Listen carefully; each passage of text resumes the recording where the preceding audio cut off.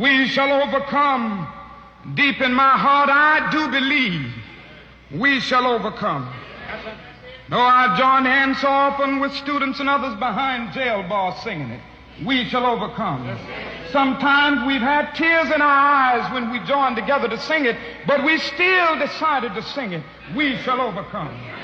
No, before this victory is won, some will have. Black America, we have a problem. I repeat, Black America, we have a problem. And it's something called ratchetness. Some people have also called it ghetto or hood. They're all terms that are negative, not painting the Black American people in a positive light. One of the most outer expressions is called twerking. Twerking is something that's actually rooted in African culture, something that was brought along with our ancestors that made the transatlantic trip across the ocean into hundreds of years of slavery. They intermixed it with the new genre of dance and music called country music. But the thrust of the hip and buttocks was always there.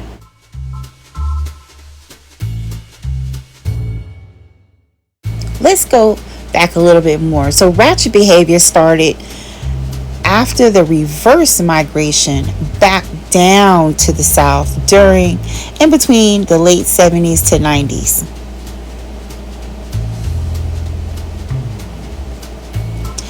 The Great Migration happened because sharecropping, Jim Crow laws very much mirrored slavery. Jim Crow and KKK terrorized Black American citizens, enough so to, after the emancipation of slavery, they decided to migrate and leave from the South in droves to a more peaceful, safety, and more opportunistic area of the country. So the Great Migration left from cities like Alabama, Georgia, Mississippi, Florida, South Carolina, and so on. Once the Great Migration happened, years and years and years later, the Black middle class was able to establish more so in the North. But then there are also some downfalls to the Great Migration. Many Black people did end up in projects, housing, and other underdeveloped parts of urban areas. Crack, heroin, and other vices were introduced to those people. In 1990, New York City's inner city was characterized by high crime rates, particularly violent crimes. And by the late 1970s, a lot of Black people that had migrated along with their parents and grandparents decided it was time to return back to their roots. They had gotten notice that civil rights seemed to have been a policy that was sticking. And right around that time, immigration happened. So many Black people did leave from the South, and a lot of the jobs were left unfilled. There were great times. The first Black mayor of Atlanta, a city called the Mecca City for Blacks. There was so much progress, and it really encouraged the reverse migration of Black people moving back down to their southern roots.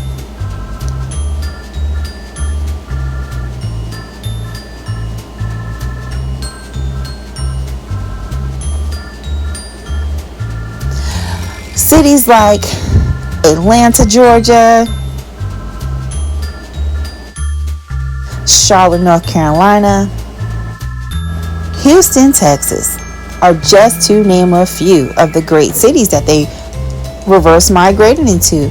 And as of 2025, Black Americans are primarily now located in the southern part of the United States. This is where the Black American population is mostly at. Again, right around that time, immigration continued to swell and swell. Also, there had become a more reassured relationship between the Democratic Party and the Black American community. Although civil rights had passed, the South was still depending on some of its old vices like private prisons. Military offered limited opportunities for black men and women. However, they also saw a new trend of black and white women entering into the prison system in the Southeast. Black female crimes did start to increase around this time as well, all while rap music became criminally subjective.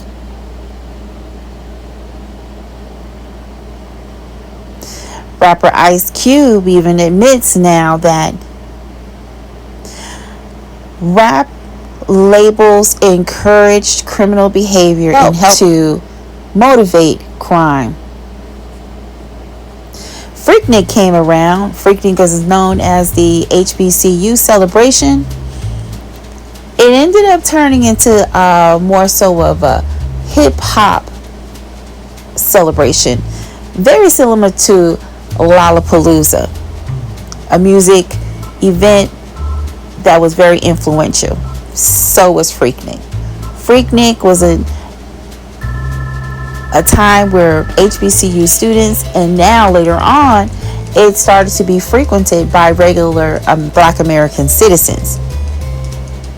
Rap music and hip-hop culture have been subject to various interpretations and criticisms regarding the influence on Black Americans.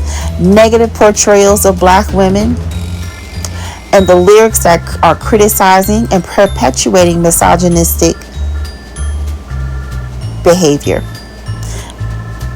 All while there still is the origin of the twerk that is happening during Freaknik and all of this new sexual liberation in the Southeast.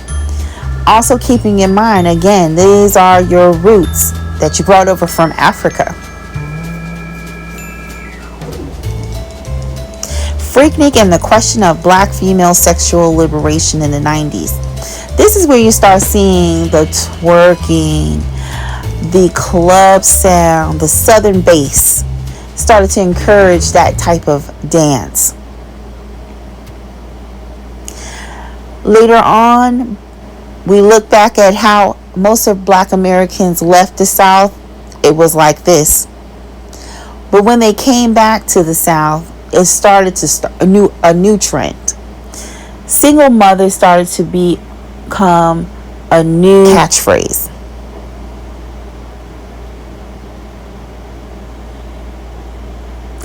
Yes, research suggests that there has been a decline in church attendance as well among Black Americans, particularly young adults. Young adults, data show younger generations of Black Americans are less religious and are less engaged with Black churches. There's been generational shifts, increasing secularization, and so they no longer have that support that their grandparents may have had before they left the South. Also, there's changing social norms. Church started to become less important to young Black American families, where a lot of influential guidance within the Black American culture for decades. The rise of the uneducated single Black mothers, something that was somewhat seen up north, it was now starting to become more frequent down south. And then later on became the educated Black mothers. Why? Because there had been a divide in the Black family structure, especially in the South. Child support enforcement agencies started to expand all throughout the Southeast, as well as crime and domestic violence. The struggle of Black American couples trying to afford life, it was causing a rift between the Black family. More and more Black men in the South were starting to go into private prisons. Following behind them were Black and white women. Again, the Democratic Party was very influential, even more influential, I would say, more than the Black church. In the 1990s, there was a perception that fathers were now becoming deadbeat dads, a negative connotation that was connected to Black American men. Then 9/11 happened. When 9/11 happened, it was right before this bad slump of unemployment for Black American men, which was causing a lot of them to go to prison because they were getting behind in child support or entering into drugs. After 9/11, it caused an influx of Black men being able to now join the military, which helped to increase their earning potential. Black men in the U.S. military after 9/11 significantly impacted military service across demographics. While opportunities with the military existed with Black men all along, this time the participation had increased even more. But after the 9/11, there also was another increase in Black American women in the South being incarcerated. Once they would get out of prison, there was limited job opportunities. So a lot of Black women ended up going into the stripping industry. Some research suggests a shift in aesthetics and popularization of Black strip clubs culture around that time, particularly within the hip-hop scene. It was enticing to Black women. Out of the stripping industry started to show the ratchet behaviors. Keeping in mind, this was all kind of going on around in the South. And remember, the African roots are more so in the southeast of the United States. And the dancing. Research on the sexualization of Black women in rap music and the historical roots of hypersexualization. Also, there was a decline now with Black women becoming more likely to be married to Black men. Immigration continues to swell, continuing to take jobs from Black American men and women. The Democratic Party continues to increase their relationship with the Black American community and less of a connection of the Black community with the Black church. After this, there had been a change. Black women were starting to now realize that they were the main providers in their homes as single Black mothers. And they knew that they had to have something to support them financially, and they started going back to school. However, with this newfound independence in education came sexualization. Twerking became more than a dance. It was like a liberation. It had been popularized and even accepted by white Americans. First, Black men popularized it in their music and videos. And then when Black women popularized it later. And that's when it started to become more of a trend with even white women. This is where you see RACHETT USA.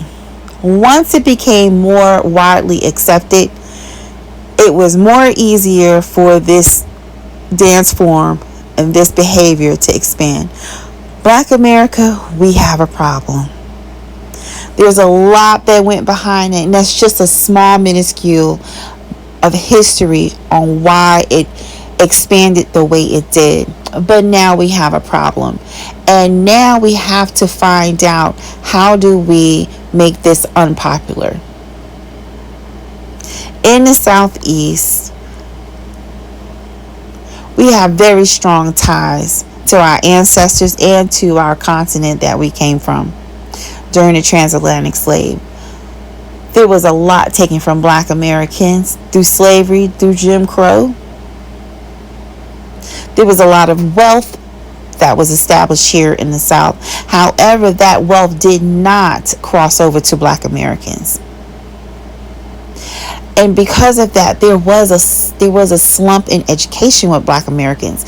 You happen to see a little bit more loud volume of talking and communicating with Ebonics vernacular. There's more of a mental health issue due to the stresses of having low employment, less opportunity. loneliness, and a lack of respectable elders. Grandmothers and grandfathers are now becoming more and more younger, not being able to have that learned experience to pass down wisdom. Black women are exploited. The hair supply store that was opened in Houston, Texas on this weekend was just one example of how the beauty industry and other industries have exploited black women. They have taken advantage of the fact that they do lack support. A lot of them lack financial mobility, and it tends to create unwanted excitement for other people outside of that.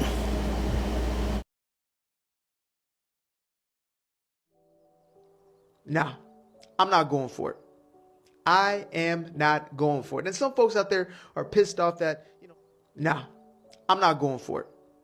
I am not going for it. And some folks out there are pissed off that, Oh, my girl clowning bad. My girl fixing her own order. The fuck I am. All right. Fuck me talking about some fucking weight, bitch. No. Around this bitch. Girl.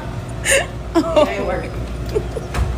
Why y'all gonna take that shit? Damn, why you acting so ghetto? Ghetto? Who acting ghetto? I don't act ghetto. That's how you acting. How much this shit costs? Bring this shit up. Why you talking like that? Ratchet and ghetto behavior, it is anti-blackness.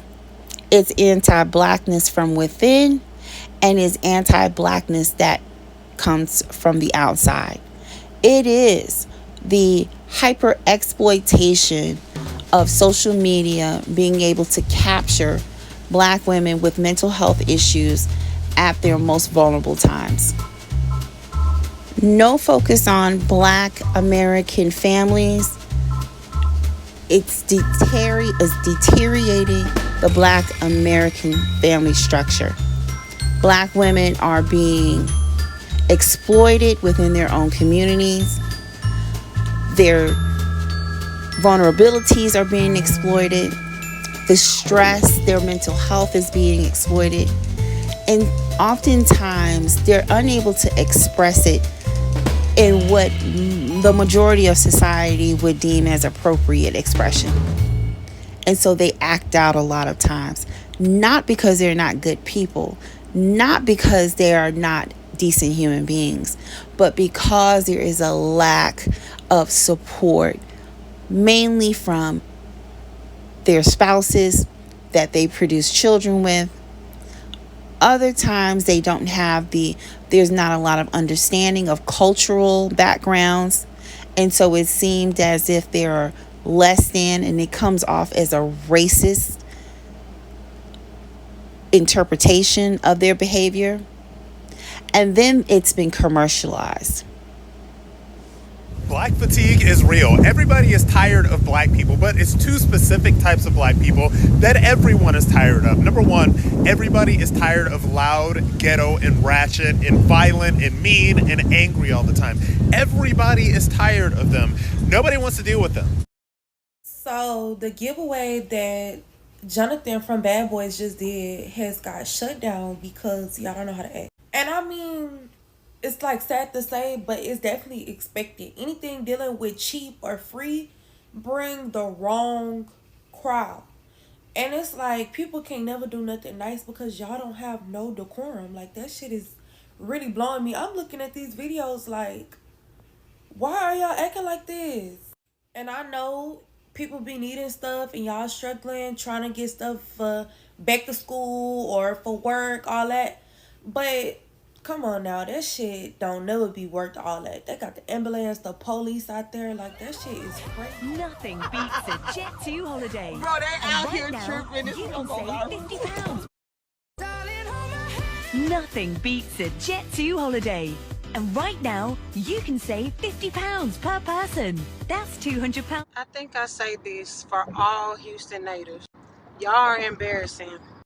Jonathan comes down here, opens up a store, and y'all did exactly what he thought y'all was gonna do. I told my sister, I said, he did that on purpose, letting them know that it was going to be bad along the way because it got shut down by the city in less than a couple hours of being open. Ladies, we got to learn how to conduct ourselves better. It makes no sense to fight and play tug-of-war outside for some wigs. Wigs? Ladies, for real? Wigs? That was crazy. Let me make one point clear. Ratchet behavior, ghetto behavior, or mental health issues is not an excuse. And I repeat, it is not an excuse. A lack of support from a spouse or an additional parent in the home is not an excuse. However, it is an opportunity for you to address these issues. What happens is it influences your future. It influences the future of your children. Ratchetness and ghetto behaviors and anti-black behavior, it influences policy. It's very hard for a country to get behind a group of persons that behave like that. It makes it very hard for employment opportunities to come into your community. It makes it very hard for you to become a person of desirability to marry. There's some reasons on why black women have become lesser and lesser likely to become married in the United States of America. And this behavior has something to do with it. Now, of course, this is not all that goes into it, but there is some parts of this that I wanted to bring and mention. We do have a problem. We have to solve this problem together. This cannot persist. It is unhealthy. It is a public safety issue for our children because they are watching our behaviors, and this cannot continue. I'm not saying that it should be criminalized, but I am saying that more organizations and more groups that have the ability to connect with these types of women should go over and beyond to find out what are we missing? Where have we gone wrong? I love to hear about your thoughts, your opinions on what was in this video. Please like, share, and just subscribe. Thank you.